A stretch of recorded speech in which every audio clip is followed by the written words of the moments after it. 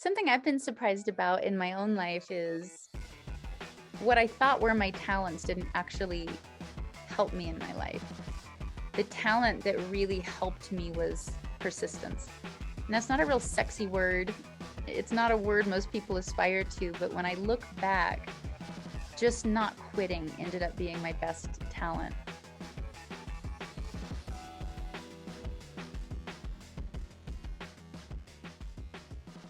Tell me about your name, Jewel. Is there a story behind your first name? It's a family name. My grandfather's name was Jasper Jade Jewel Carroll, and my mother's name was Nedrick Jewel Carroll, and my other grandfather was Yule, and so the feminine pronunciation of that was Jewel, so it kind of came from both sides. Interesting. Okay. Tell me about the three most significant events in your life that shaped who you are today. The three most? Yeah. My top three list? I don't know. I don't really think that way.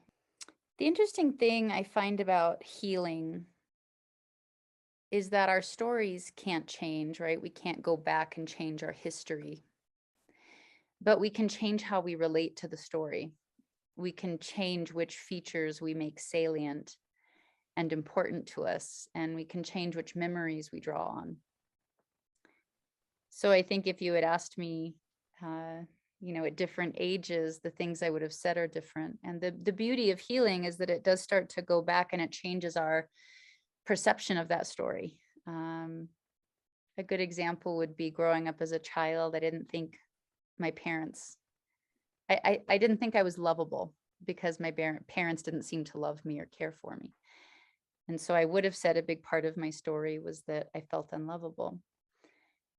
But through time, and again, through healing, you start to realize, oh, it's not that I was unlovable. And it's not even that my parents didn't love me. It's that my parents didn't know how to love.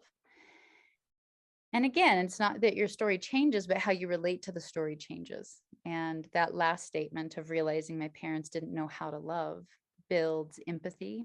It builds a different sense of self-worth because it's not suddenly about me or egoically about my lack of ability to be loved or lovable. And it allows room for a different narrative. At what age did you come to that conclusion? I've been studying for the last couple of years sort of a system of misunderstandings and realizing that a lot of the conclusions we draw about ourselves from a young age are usually based on a misunderstanding. And so going through kind of a timeline and looking at these salient highlighted features of some things that you've accepted as truth, my parents didn't love me or something, and then looking through it through fresh eyes and seeing, is that true? Challenging that truth. So it's kind of a process I've always been really interested in, but looking at it in terms of misunderstandings and updating misunderstandings has probably been more in the last couple of years. Okay. Do you feel like, because this is how I feel, tell me if you can relate to this statement, because I always say, my parents raised me, and then when I became an adult, I re-raised myself. Does that resonate with you at all? Yeah, I remember at some point thinking, wouldn't it be embarrassing if I spent my whole adulthood getting over my childhood? Yeah. At some point, how do you start to transcend your story? And you do have to heal, and you do have to reclaim a lot of the narrative. And then you get to start saying, now what do I want to do with it? I called it in my book an archaeological dig back to my true self. My life had a lot of drama, a lot of trauma. My mom left when I was 8. My dad was a Vietnam vet who trauma triggered. He was abusive and alcoholic. I moved out at 15 and was paying rent, was homeless by 18 because I wouldn't have sex with a boss, was living in my car got stolen. And so I knew that statistically kids like me end up repeating the cycle, and I didn't want to be a statistic. But if your nurture was really bad, how do you get to know your nature? And is it a lost cause? Or was my life over at 15, basically? Was I already pre-programmed neurologically? And so that's sort of what I spent my life dedicating my life to figuring out is, what are the causes of happiness? Happiness is a side effect of choices. Our choices are stimulated by usually misunderstandings. And so examining those and reworking them so that we can go where we want in life, right? We can understand our nature and do this archaeological dig through a lot of the misconceptions of how we were raised and reparent ourselves.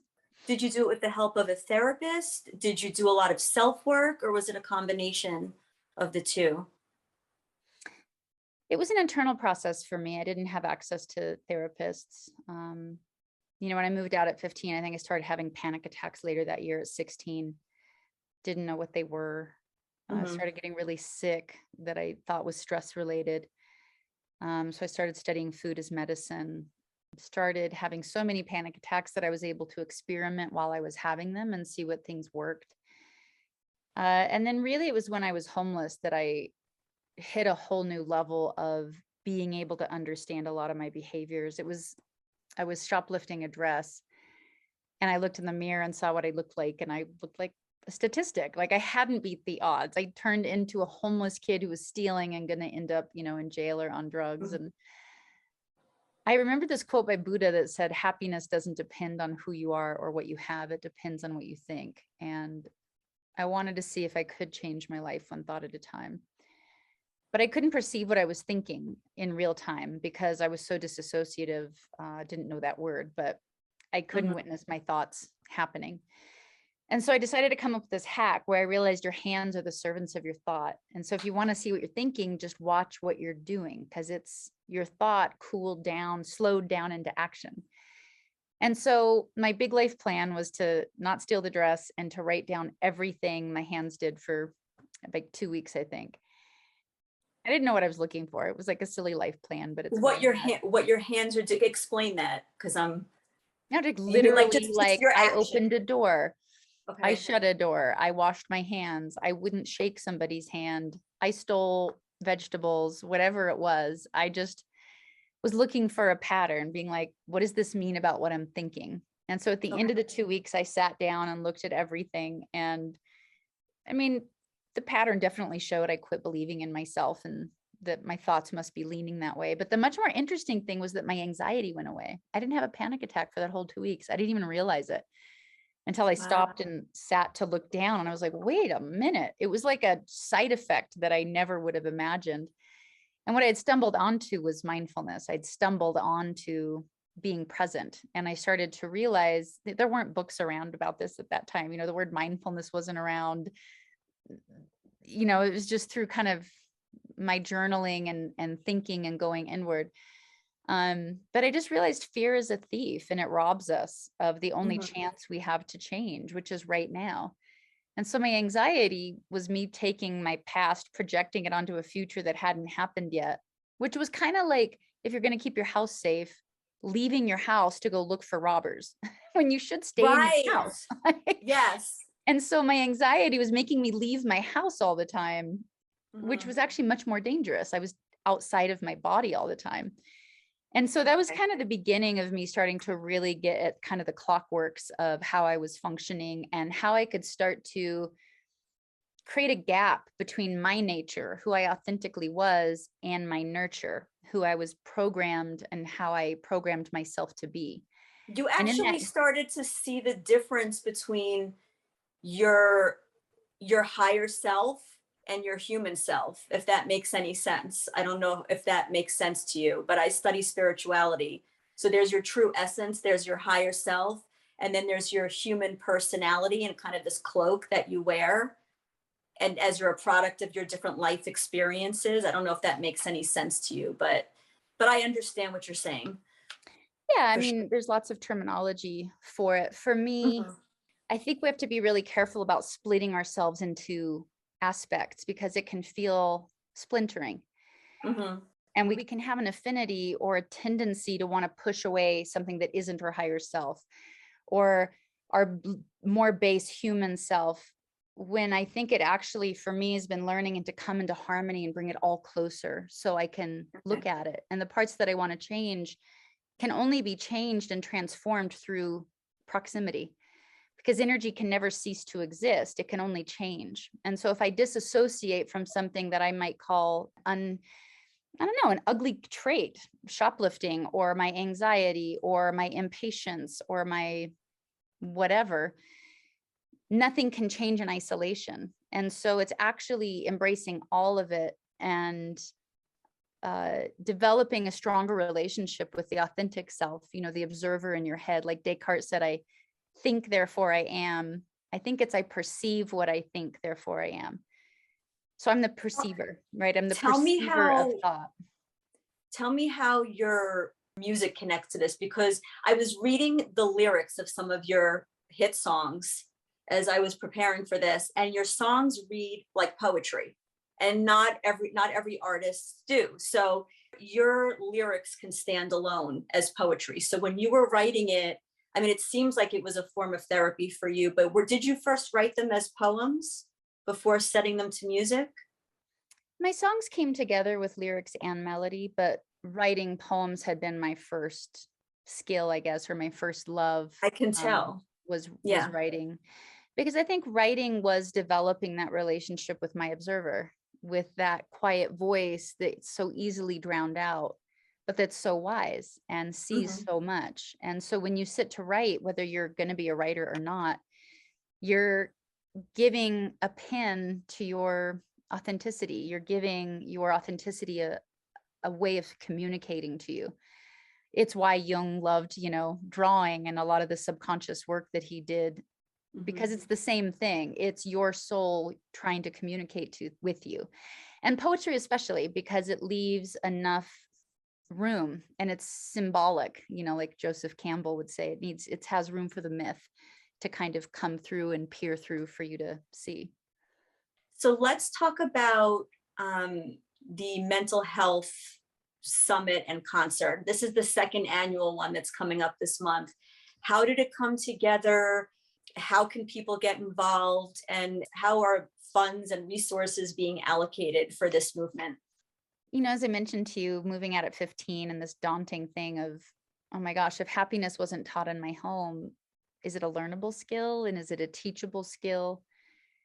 And then realizing everything I needed to learn to be a happy, whole human and not a human full of holes was an education that I lacked and I wasn't taught in school. And it had to be this 360 thing, this very three-dimensional thing. I had to learn about food as medicine. I had to learn about my mind affecting my body.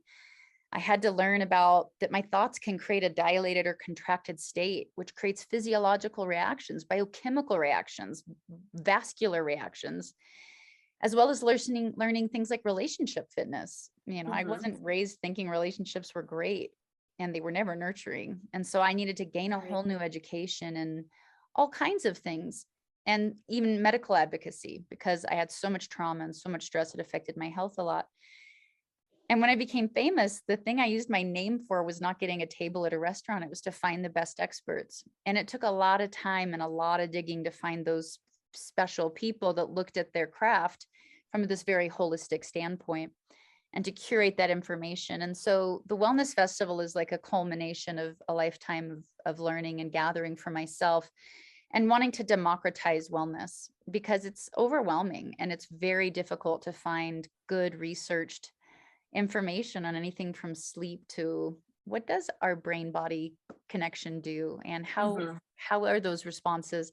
So for me, it's all four areas. We're doing fitness, we're doing talks. I'm giving a shop on making an ally out of your anxiety.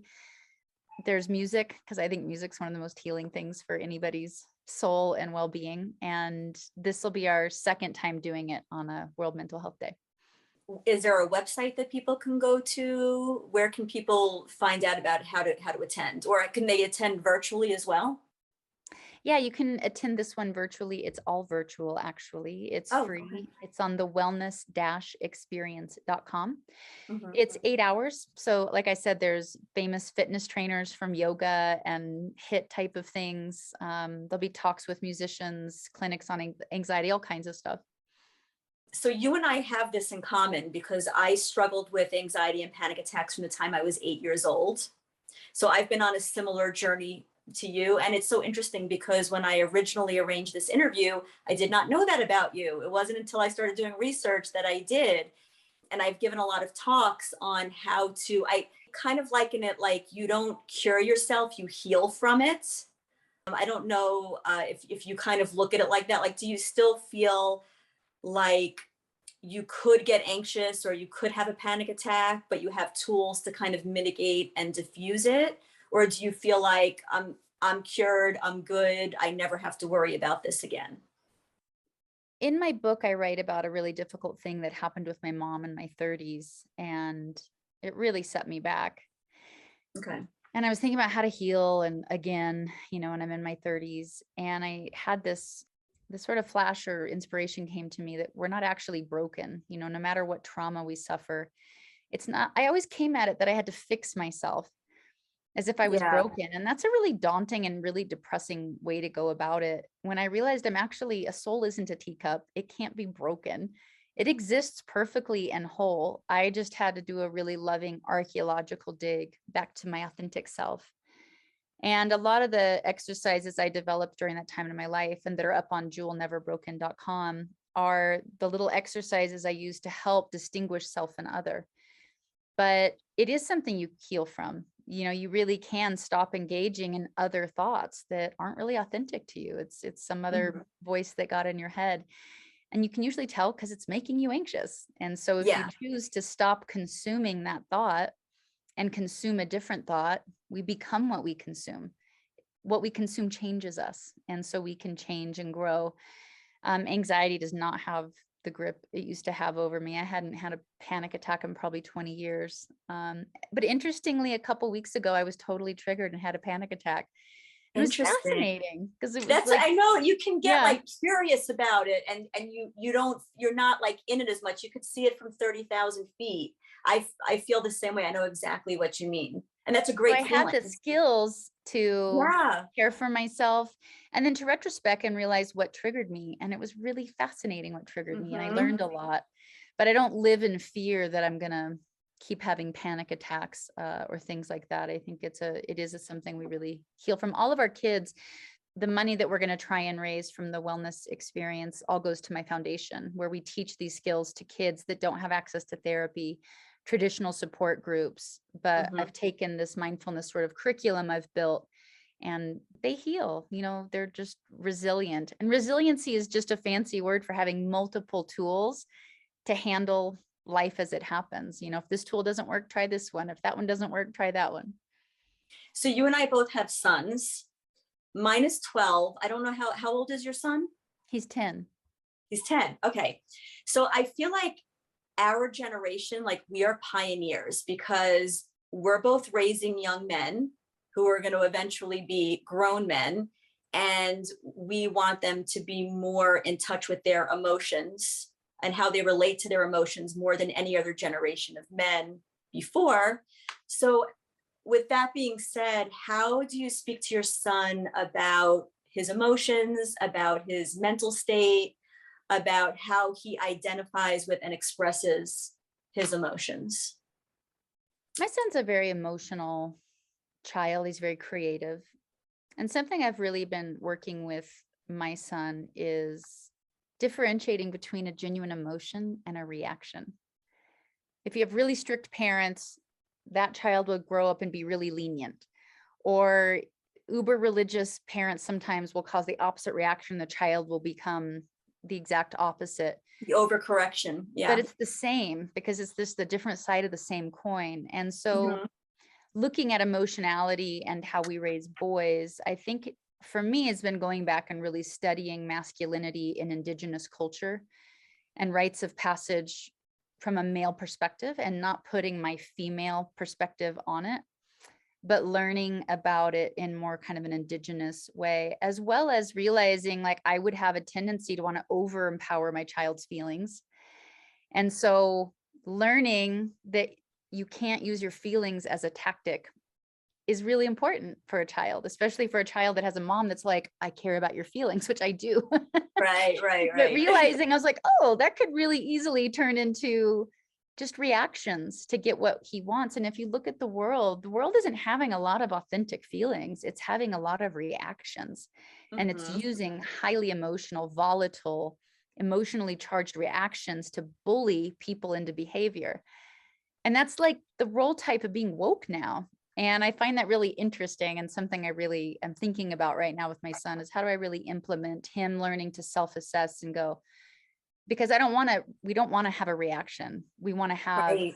a thoughtful and centered response. Response. That's Yes. that's powerful. That's where you're in your Yeah. body and in your heart and you're forming a response. That's focused and intentful versus just a reaction, that's highly emotional and saying my feelings matter. So it's a Yeah. little nuance, but I think it really matters. Are you of the mind that art can be born out of joy and contentment, or do you feel that art is really the product of trauma, pain, processing pain? I mean, do you think that you can create great art on both ends of the spectrum? Both things are true. And so what do you want your life to be? I know a lot of artists that are stuck on a treadmill of self-imposed hatred, self-hatred, self-flagellation, because they believe it's the only way they can make art. Or I have friends that just stay high and they only can write when they're high. Really? Whatever you believe is true. Mm-hmm. I personally believe art is much bigger than that. Art is just the mirror of life. A mirror doesn't stop being a mirror because you're happy. It's a mirror all the time. It's there Yeah. to capture the imprint of all life. And there's great beauty. There's poems that celebrate sheer joy and ecstatic ecstasy. You just have to read Hafiz and Rumi, to see the sort of even ecstatic spiritualism. So I definitely would recommend any artist to take themselves off the cross upon which they have nailed themselves. Yeah. Because your art can still be really potent and engaging and healing through beauty as well. Good point. Do you pray? And if so, who or what do you pray to? I do pray. I think prayer is as real as fire or water or wind. I don't have a religious denomination, so I was raised with a lot of American Native culture and influence. And so my prayers tend to lean more toward that. And how do you relate to material things? Because you grew up in Alaska, you grew up with very little. You also had very little as a teen, and then you had a lot. So how do you relate to material things, material luxuries? Does it feel foreign to you? Is it something you've acclimated to? What's your relationship with it? I was lucky to be raised in Alaska with a lot of nature, big, wild, raw country. And that was my church.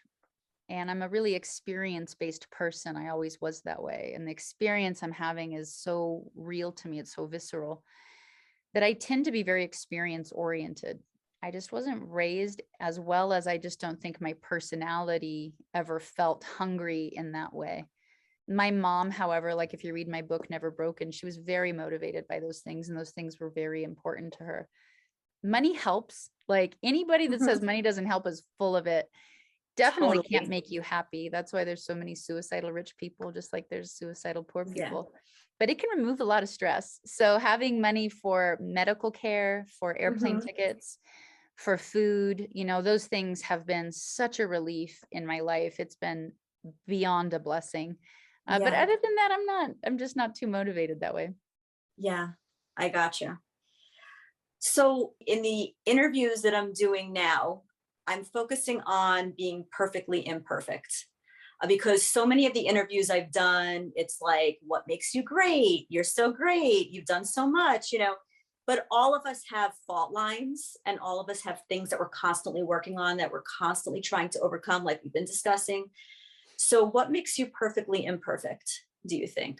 Or what's that one thing where you're like, okay, I've yet to master this. I'm still a work in progress, trying to figure this out still.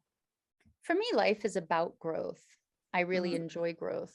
And when you enjoy growth, it means you have to love your mistakes. You have to love seeing them. I love and pray for every day the eyes to see how I can grow. That means every day I'm going to see things I'm not great at. But that's beauty. It's a way of beauty to walk through life. Perfection is really an addiction that we cling to and usually get addicted to quite young.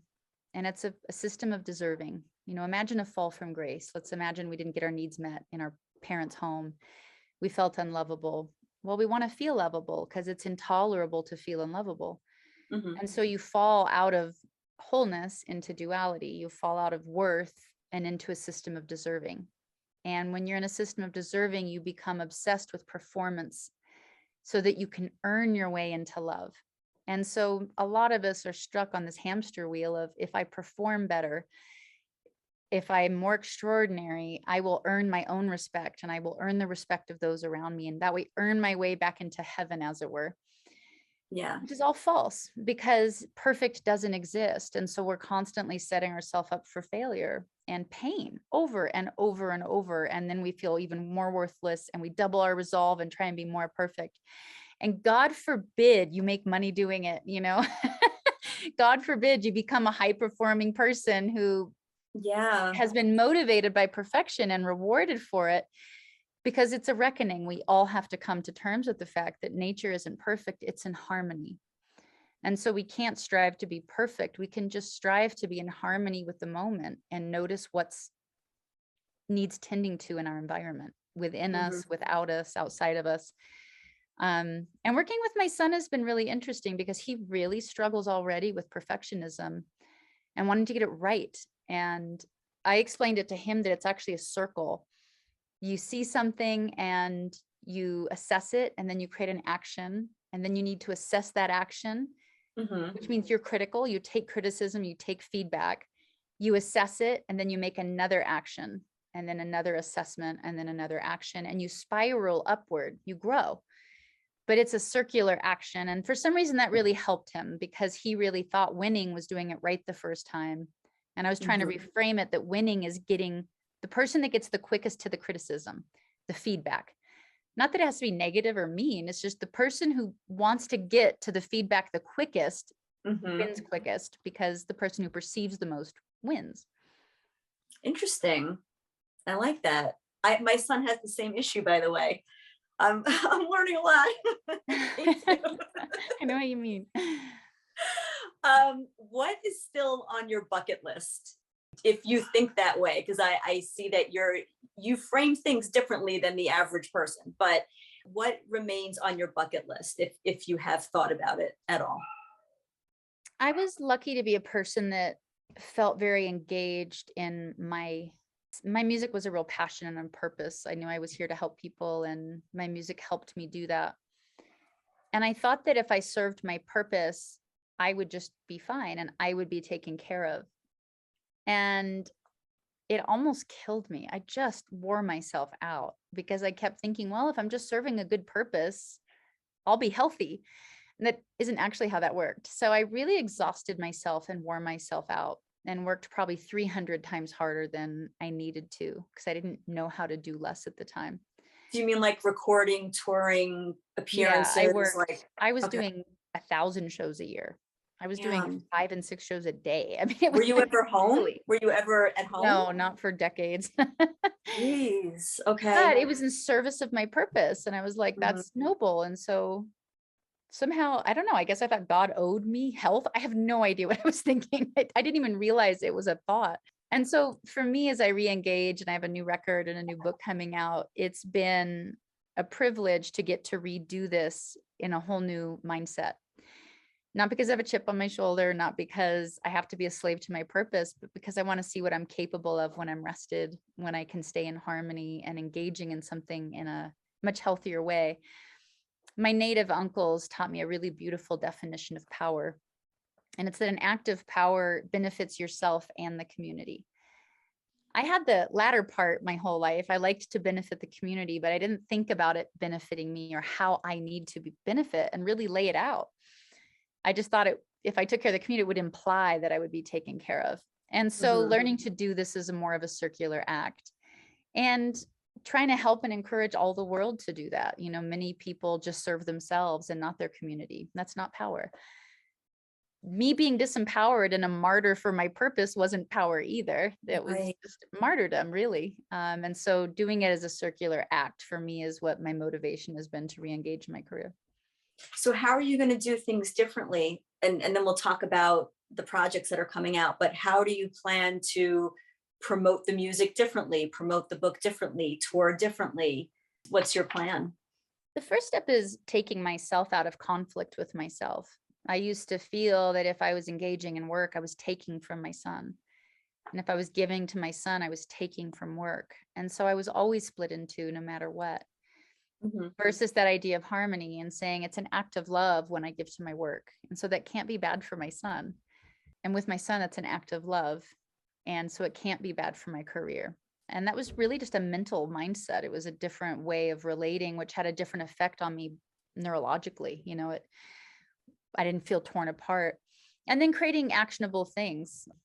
There's times I don't tour. My son's in school. I do as much stuff as I Yeah. can through Zoom. I'm really thoughtful and selective about how I work and when I work. And however high that goes is fine. But it's by knowing a no, which I never knew before. I didn't have a good no. But now I know why I say no.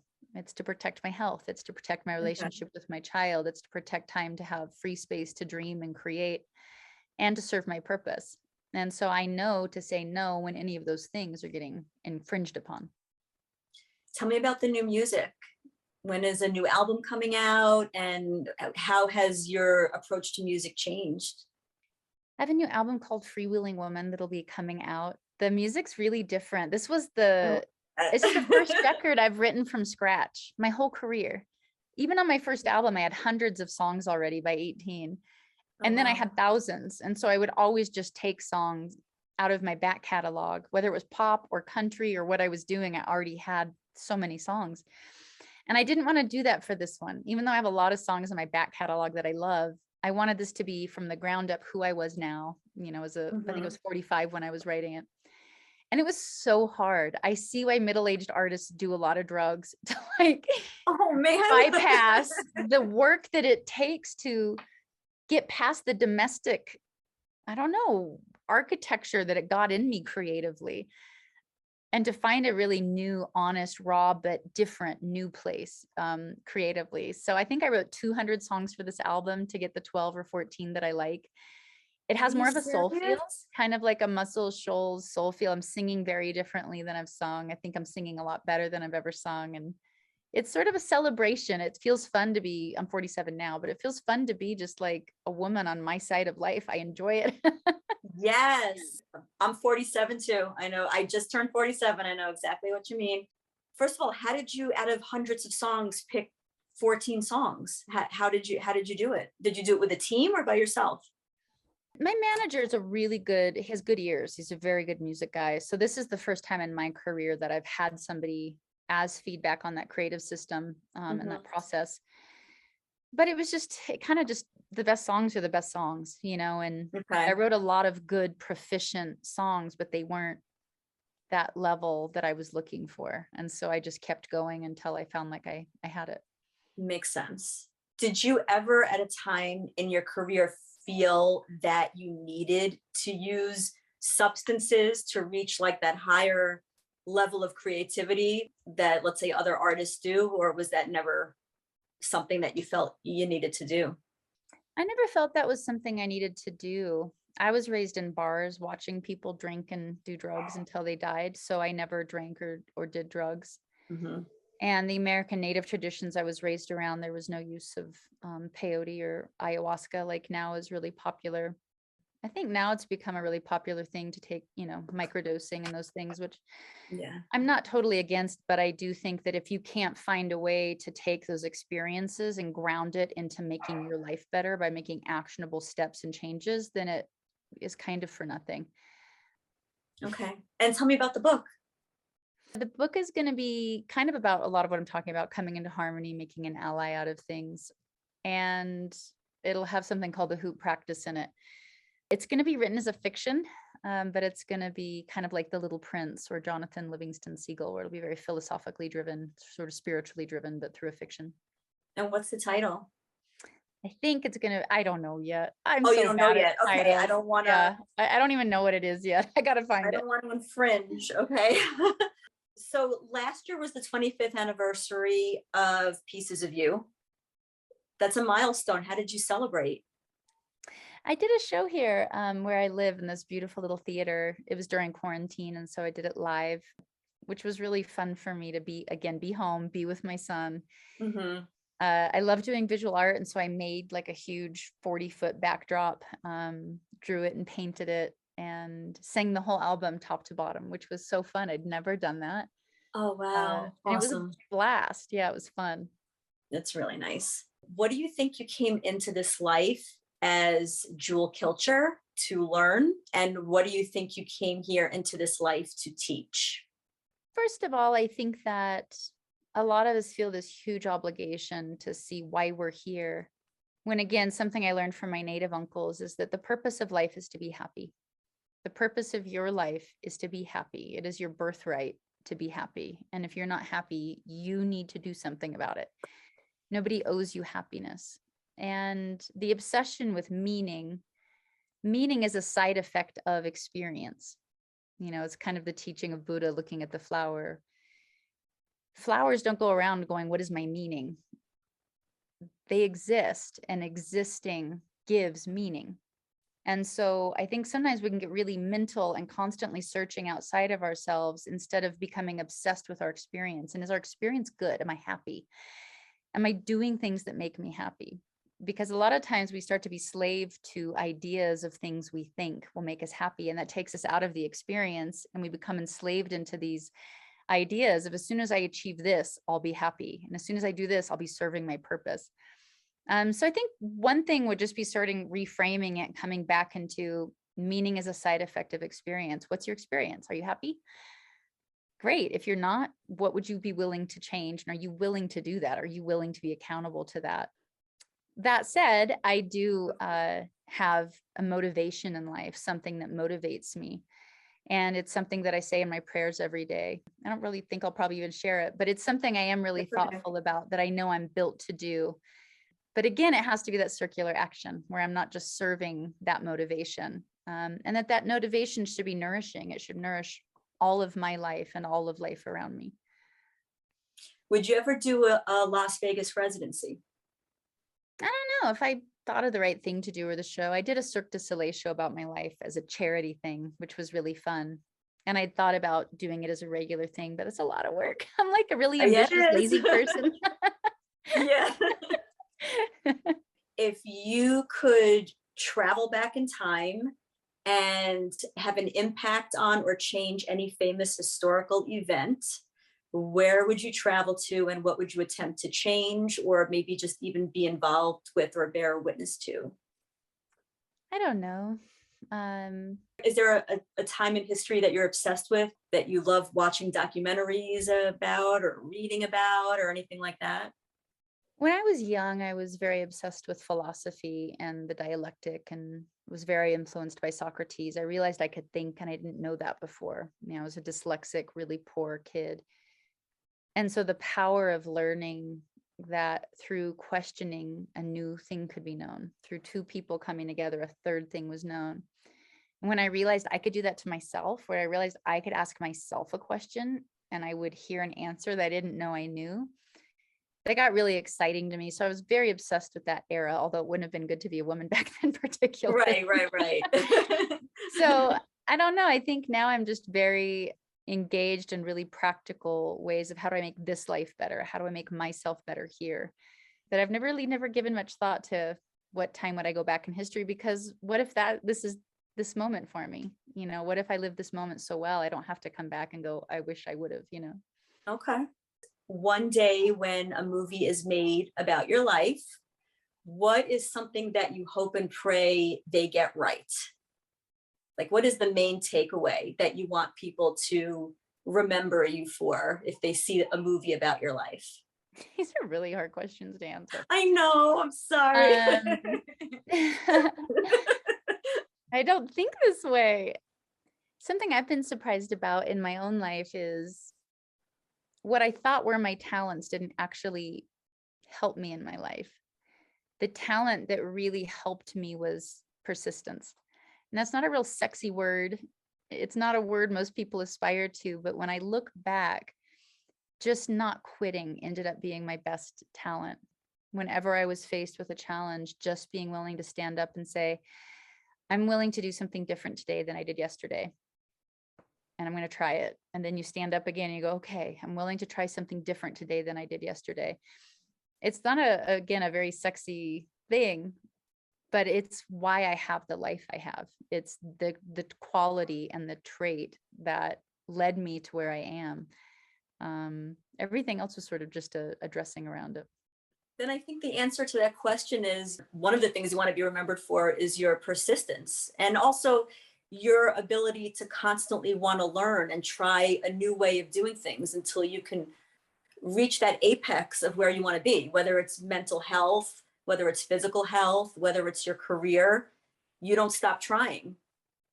And I think that whether it's music or healing, people don't get to see behind the curtain very much. It's not pretty work.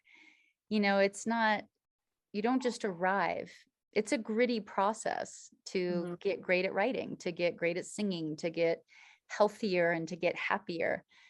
And I wish that people celebrated just grit, just not quitting, Yeah. And, if anybody's watching, if you're in it and you're slogging it out, you're doing it. That's the guarantee that you'll get to the top, because the only guarantee of getting to the top of a mountain is one unbeautiful step. That's right. People celebrate, especially with social media, people celebrate the glamour, but nobody celebrates what you said, the grit, the hard work, the falling down and getting back up, all of the stuff behind the scenes. That's a super important message. I'm glad you said that. Well, thank you for prompting it. All right. Well, Jewel, this was an absolute pleasure. Is there anything that I left out? No, you did a wonderful job. Okay. The wellness experience is kind of geared around mindfulness, and I don't know whether you'll want to use this or not, but it might be good if I helped define what mindfulness is, because that word's been being slung around so much right now. Yeah, please. I define mindfulness as being consciously present. That's it. It's nothing that mysterious. Okay. It's just learning to be consciously present. And then I divide mindfulness into two categories. There's the workout that builds the muscle of learning to be consciously present for longer and longer periods of time, so that hopefully it's beyond just when you're meditating or consciously, whatever you're doing, eating. And hopefully starts to spread out for your whole day, where you're consciously present for more and more of your day. So you do bicep curls for that, and that's meditation and those types of things.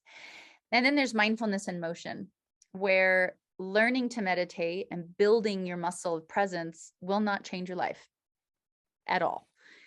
It just puts you in a position to begin to change your life. It's like getting your car off autopilot, getting in neutral. That's really important, because before you get in gear, you have to be in neutral first.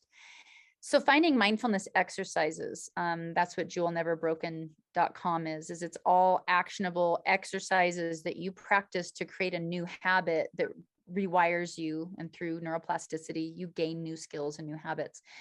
And so if you're in therapy or if you have a mindfulness coach, make sure that they're giving you actionable things, because your life needs to change. It can't just be a philosophy. It has to be actionable steps to create meaningful change. And that's what we hope to give people at the wellness experience. That makes perfect sense. Thank you so much, Jewel. This was a pleasure, and I truly appreciate it. I enjoyed it. It was so fun talking with you. Yeah, likewise. Thank you so much. All right. right. Best of luck with everything. Thank you. Okay. Bye.